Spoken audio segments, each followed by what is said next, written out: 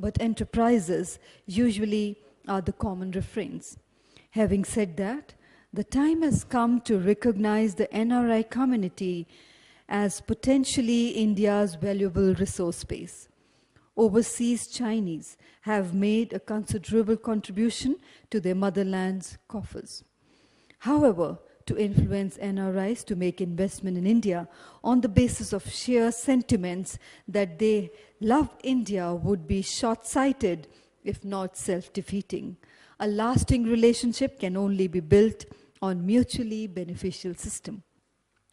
The procedure for investment by NRIs and PIOs in Indian companies have been simplified. RBI has granted general permission under FERA in respect of the 100% scheme that the Indian companies will no longer require the permission of RBI for the purpose of receiving inward remittance and issue of shares to the NRI and PIO investors. However, they will have to file the required documents with the concerned regional offices of RBI within 30 days after the issue of shares to them. Further, the NRIs and PIOs have been allowed to invest in unlisted companies under portfolio investment scheme, and the norms for flow of NRI funds in the health sector have been eased. NRI are potential investors in India, and few years back when India was facing economic crisis, India could recover only because of the help and assistance of NRIs, and to face the American sanctions against India, we look towards NRIs for generous support. Though there is mixed reaction about government's policies towards NRIs, but still NRIs are all over the world invest in India to overcome the economic issues. NRIs living in various parts of the world, over 25 million, were very much perturbed and disturbed about the ongoing political situations in this country. At this juncture, it was primary duty of the society to build confidence among the non-resident Indians that the country is stable or united to run the government. It is immaterial because in a democracy, it is the people, those who matter, not the leaders, because people are the makers of the leaders. The global NRIs have brought about a revolution. Indians have done wonders overseas in almost all professions. This globalization would have not been possible without the global Indians reaching out to people of different culture, region, and languages all across the world. Overseas Indians have served as a bridge of friendship and cooperation between India and their adopted homes abroad. Regardless of whether they are successful professionals, traders, and entrepreneurs, or second-generation Indians comfortably reconciling their two identities. They are at all times a most effective window for the world to India's heritage and its progress. With the coming of the new government, our Honorable Prime Minister, Honorable Shri Narendra Modi, is taking many initiatives to connect the diaspora. He has three divisions of the future. India has three things which no other nation has: democracy, our biggest strength and treasure, demographic dividend, a nation that has 65% of its population below 35 years old can't ask for more precious treasure. Demand, the entire world is looking to India because a nation of 125 crores is a big market with a huge domain. There is no nation in the world with all these three things. Prime Minister, Honorable Narendra Modi, said every NRI is like a Shakti, and if the strength of the entire diaspora can be consolidated, it could become a driving force for India's progress.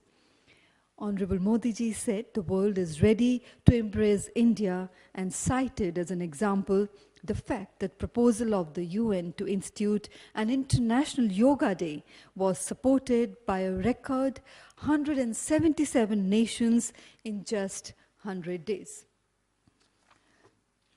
We have a lot to give to the world, We only lack the confidence, he said, calling upon NRIs across the world to forge and take pride in a common identity and heritage and to use their strength collectively. Further, such an approach is in line with our history, culture, and civilization. For centuries, we have lived in peace and the world around us, traveling to distant lands as traders, teachers, and scholars. A successful, prosperous, and politically influential diaspora is an asset to India, much as a strong and self-reliant India would be a source of strength and inspiration for the diaspora. This synergy acts as a vibrant bridge between us and sustains our relationship. We are once again at an inflection point in world history.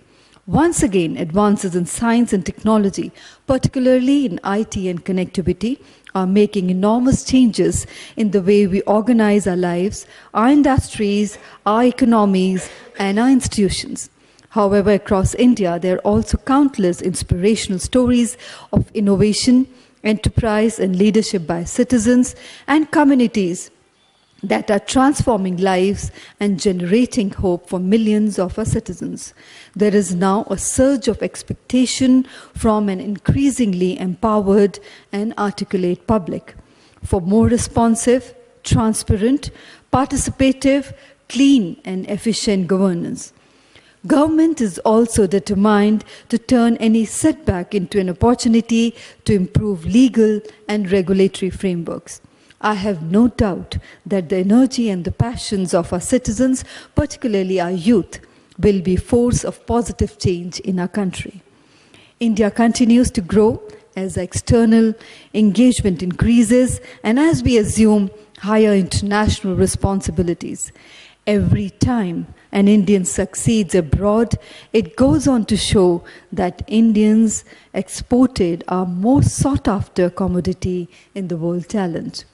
NRI Welfare Society of India is a pioneer organization of non-resident Indians which is fighting for just the causes of NRIs and knocking the doors of government office and on for redressal of their grievances and creating a common platform to bring about transparency for mutual cooperation. And ladies and gentlemen, before we proceed further, may I request everybody to kindly rise for the national anthem.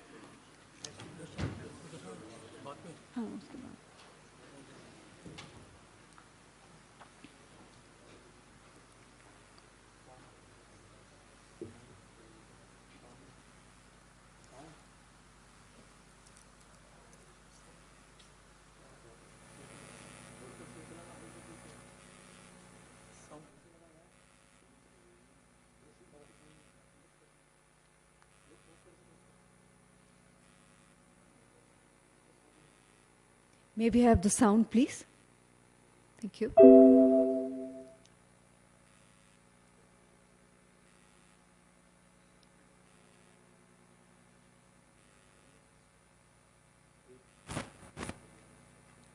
Ladies and gentlemen, extremely sorry for this technical error. Yes, we can sing ourselves. Yes, yes.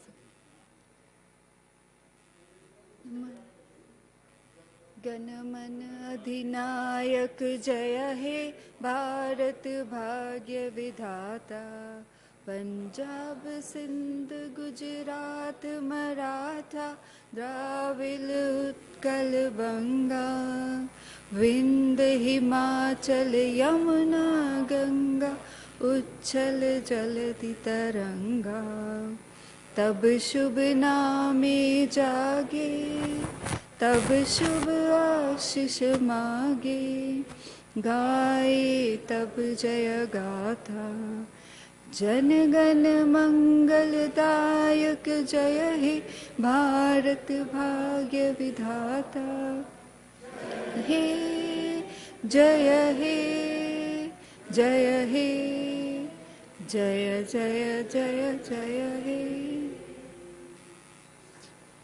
Thank you.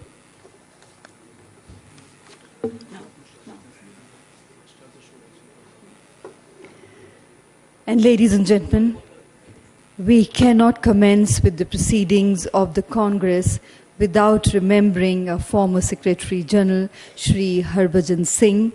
It has been an irreparable loss to the society and to all of us.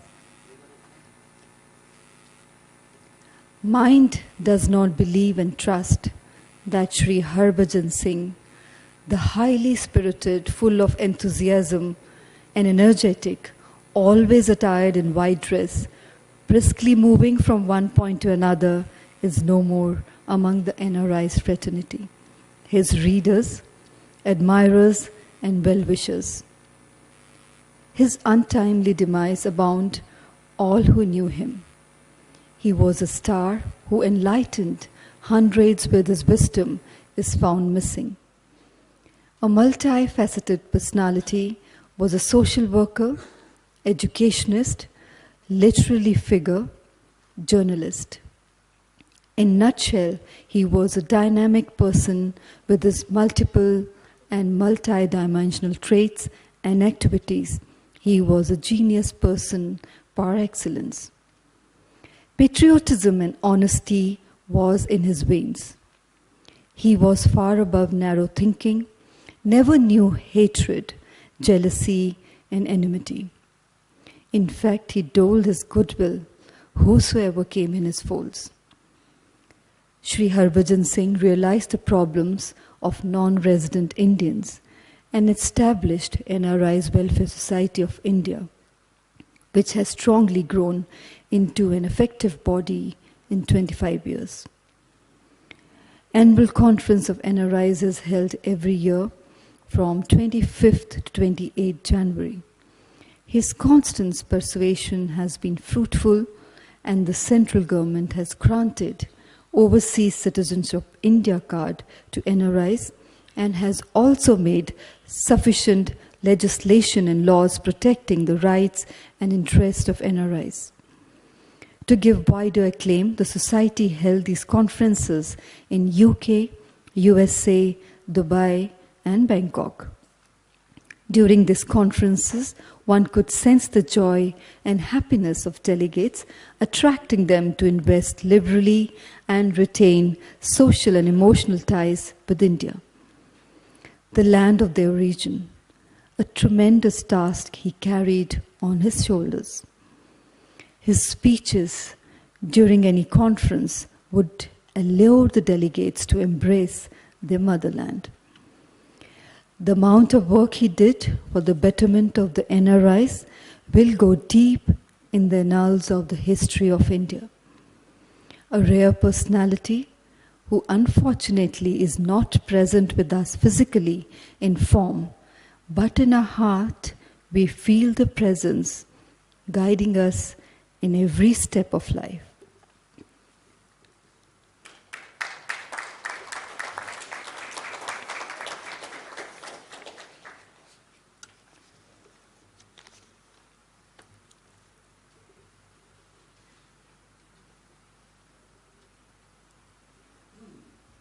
And now, ladies and gentlemen, may I invite Shri Gurinder Singh, Secretary General, NRI Society of India, to kindly give his welcome address. He is a member, Press Council of India, former member, Central Press Accreditation Committee, DAVP Advisory Panel, and presently member, National Wage Board for Journalists and Non-Journalists. He is Chief Editor, Indian Observer, and the Secretary General of the Society. His professional experience provides a guidance and good relation with NRIs and government officials, resulting NRI Welfare Society to be known all over the world, particularly for providing help and assistance to the NRIs, those who are facing various problems from time to time, and he's also the National President, AIS MNF. And ladies and gentlemen, I invite Mr. Gurinder Singh for his welcome address. Please welcome him with a warm round of applause.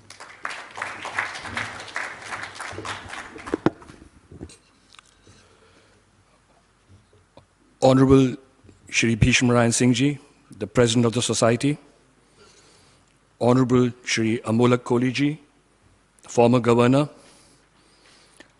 Major Ved Prakash Ji, Secretary IICC, Shri Dalbir Singh Ji, Secretary IICC, ladies and gentlemen, I extend a warm welcome to you all who have come from various parts of the world to be a part of this Congress in the land of your ancestors. I feel deeply honored to address such a distinguished and accomplished audience. I feel truly proud that in this hall we find today the entire world represented. This gathering of ladies and gentlemen truly symbolizes the ancient Indian learning for Vasudevaya Kutumbakam. The whole world is one family. We are one family. The whole world is our home. That is why I have always said, while the sun has set on all the great empires of the world, the sun will never set on the great Indian diaspora. We in India wish to build a better future for ourselves, not because of a desire to be a global superpower, but we want to live in peace and dignity, in good health and gainfully employed, creating an environment conducive to the full expression of our creativity and enterprise. Over the ages, the relationship between NRIs and Bharat has taken many forms. One of the most glorious manifestations has been their contribution to India's independence. Nearly 100 years ago, almost to this day, Mahatma Gandhi returned to lead a nation's march towards freedom. As prosperity spreads, as people and communities get increasingly empowered to manage the affairs of their nations, as the economic and technological gap between nations of the world narrows, as trade and capital flows grow to a magnitude unimaginable, as nations become more interdependent, the nations of power and a superpower, as we understand these days, will have to undergo a change. We will possibly move to a world where nation acts together in concert to address the major concerns of the times. Regardless of whether you are successful professionals, traders, or entrepreneurs, or second-generation Indians comfortably reconciling their two identities, or workers toiling to build a future for their families, you are at all times a most effective window for the world to India's heritage and its progress. To set the record straight, NRI Welfare Society, being a pioneer one, has been fighting for your just causes for the last nearly 3 decades, when none in the country thought or cared of non-resident Indians. Thanks to the visionary Sardar Harbhajan Singh Ji, my illustrious father, who started the society long back, that has come to stay as a leader. The NRI Welfare Society has organized several successful symposias and congresses on specific issues, from time to time at the national and international level. A common thread among NRIs in India is their affection for their land of origin and their adherence to the heritage, culture and traditions, and the values emanating them. Today, overseas Indians are estimated to be above 25 million. They are in virtually every country and region of the world. Jidhar dekhta hoon, fakt tu hi tu hai. Particularly in recent times, some have gone voluntarily. The ancestors of others were victims of circumstances. Compulsion of livelihood compelled many others to leave this country. No less diverse in the mix of skills and professionals, calling that range from blue-collar workers to white-collar experts in diverse fields, to men and women of science, engineers, IT professionals, business persons, entrepreneurs and investors. Some reside permanently in the country of their work and have acquired nationality. Others remain abroad for shorter periods and return home after a few years. Beyond these emotional bonds and nourishing them are modern-day economic imperatives. NRI remittances, principally from those who are short-term residents abroad and need to sustain families back home, constitute an important element in our balance of payments. They also help propel, in varying degrees, economic activities in their home states. The most affluent segment of the NRI groups are increasingly a source of investments in diverse fields, including information technology, healthcare, energy, mineral resources, retail, hospitality, gems and jewelry, etc. The continuing liberalization of the Indian economy and the most recent policy initiatives taken or proposed by the government are expected to galvanize the environment and the involvement of the Indian overseas in many fields of economic activities. Prime Minister Narendra Modi exhorted the diaspora to come and contribute to India's success in any way possible, including knowledge, expertise, or skills. If a solitary NRI is present anywhere in the world, India is alive and present in that corner of the world through him or her. All nations, rich or poor, across the world today feel that their goals and objectives can be met in partnerships with India. We are extremely proud of our diaspora. They have made Indian global, and their strong values have endeared them wherever they have gone. I wish to assure you that there is no reason to despair about our present or worry about our future. We are heading into better times. I would urge you to remain engaged in the future of this country with confidence and optimism. India is changing in a way that is significant, but not always evident to those who do not see the big picture. Over the past 10 years, our communication networks have expanded exponentially, and much of rural India will be connected by broadband in the very near future. About 1,000 institutions of higher education are today part of the high-speed national knowledge network. Telephony is now within the reach of everyone.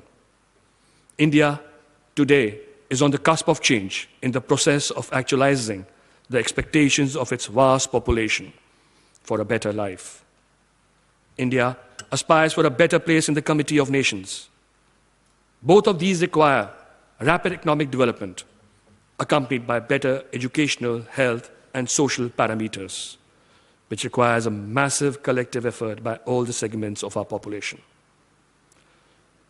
In this endeavor, an important role can be and must be played by the overseas Indians.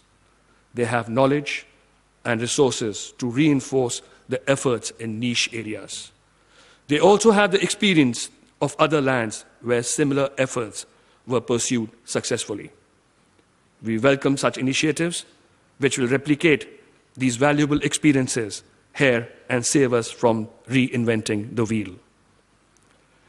I congratulate the winners for this year's Hind Ratan Award. We are grateful for their contributions to the society. They are deserving recipients of this recognition. Through their exemplary work, they have also proved to be outstanding envoys of peace, friendship, and cooperation between India and the country of their residence. I thank you all for your presence today. We hope to see you back in the years ahead. We will continue working together in order to realize our collective desire to see India as a modern and prosperous nation. Thank you. Jai Hind.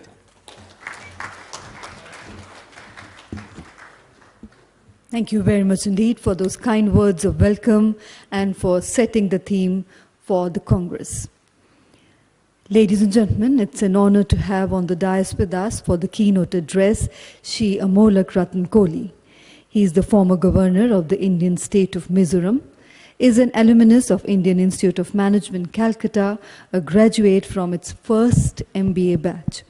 With wide corporate experience in various fields, Shri Kohli is respected as an eminent educator and human resource trainer who has been involved in the establishment of various educational institutes and programs in the country. And ladies and gentlemen, please join me in welcoming Shri Amolak Ratan Kohli ji for his keynote address.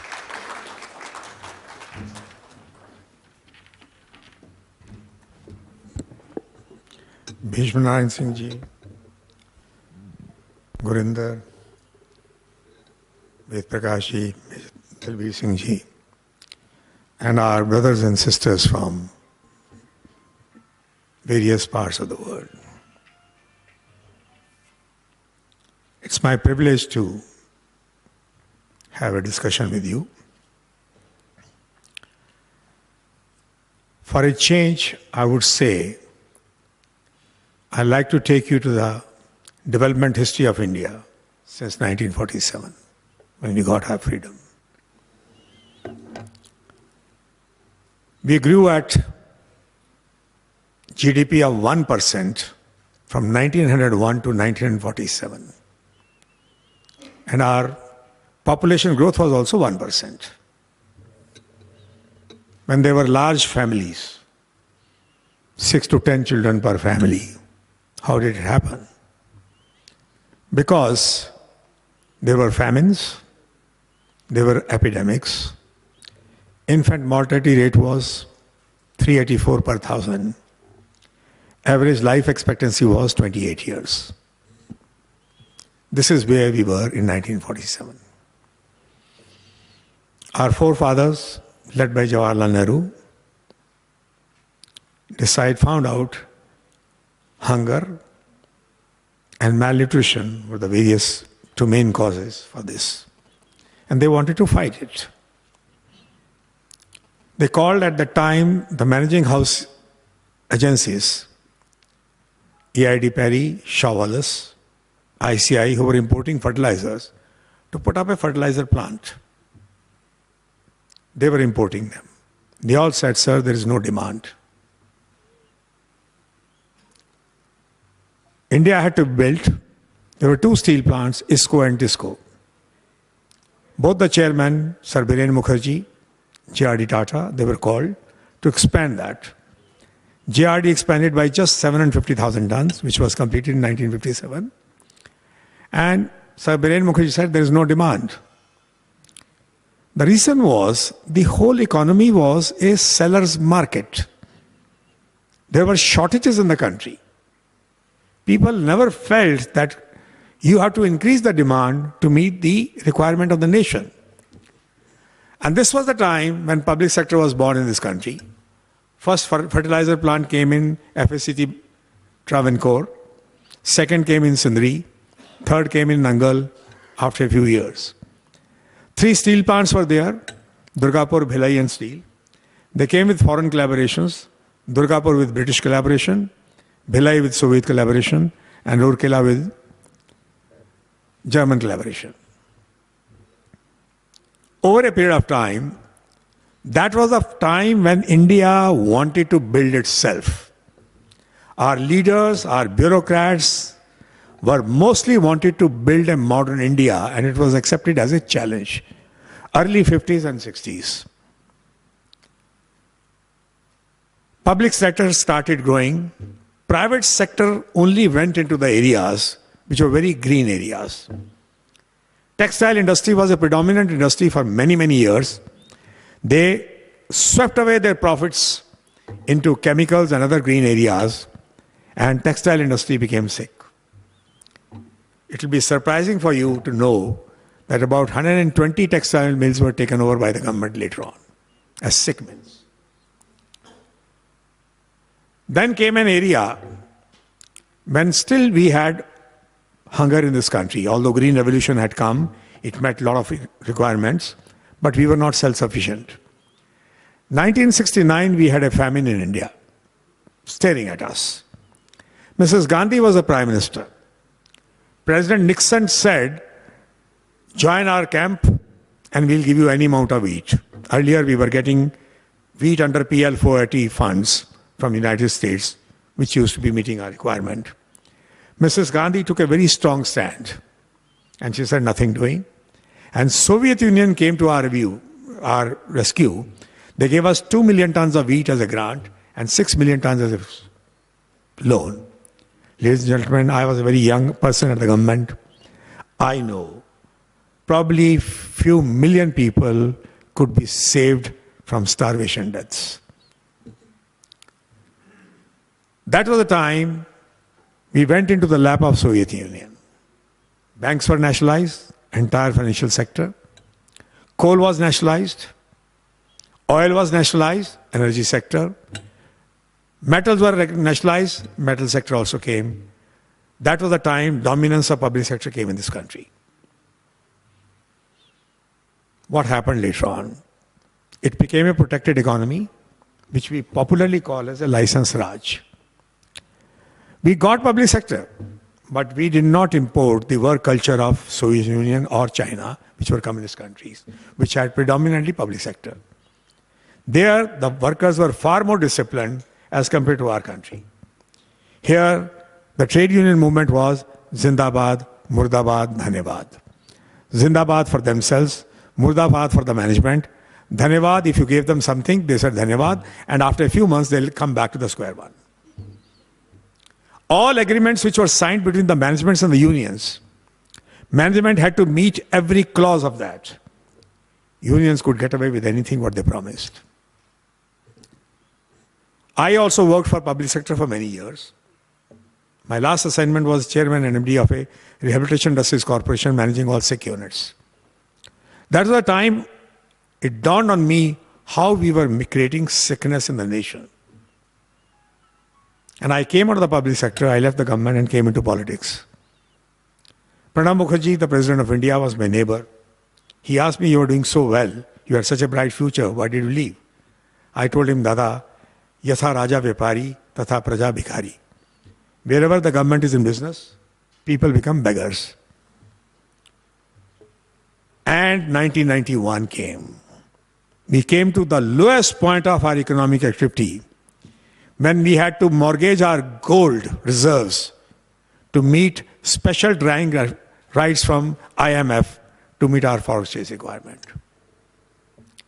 This was the time in 1991, the most underrated Prime Minister of India, called Narasimha Rao, took some hard decisions.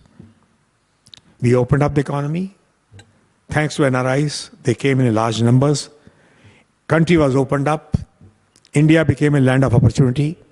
They brought money, they brought their talent. A new entrepreneurship class came. Let me assure you, in the next 5-6 years, it became a very painful exercise for the whole country. Public sector was brought at a standstill. They could grow only if they had generated surplus. Loss making, sorry. Private sector was 10% more efficient than, because protected economy. They had to lose their flab. They were also inefficient. And many big business houses, they collapsed. Except Aditya Birla, Tatas, and Dhirubhai Ambani. A new entrepreneurship class came in this country. That's where India became resurgent. By 2000, first part of 2000, as soon as 2000 dawned, India had become quite vibrant. It's a fact of life. And gradually, the story is known to you in the last 15 years.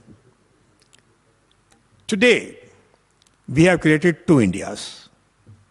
One is India, which is about 30 to 40%, comfortable, a very large economy of 400 to 500 million people, 40 to 50 crores. They are comfortable. It's a huge market by any size of the market. And this creates a mouth-watering approach everywhere in the world. But at the same time, we have a Bharat called neglected India.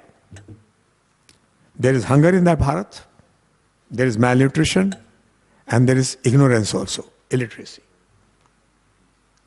This 800 million people, 80 crore population is shackled. This Bharat comprises of small and marginal farmer who's honest, works very hard, feeds himself and to us also by sitting in these rooms. But they are shackled. Petty traders, for a very small margin they are working. They are also self-employed entrepreneurs, but shackled. And all small artisans, they are also self-employed entrepreneurs, but shackled. Ladies and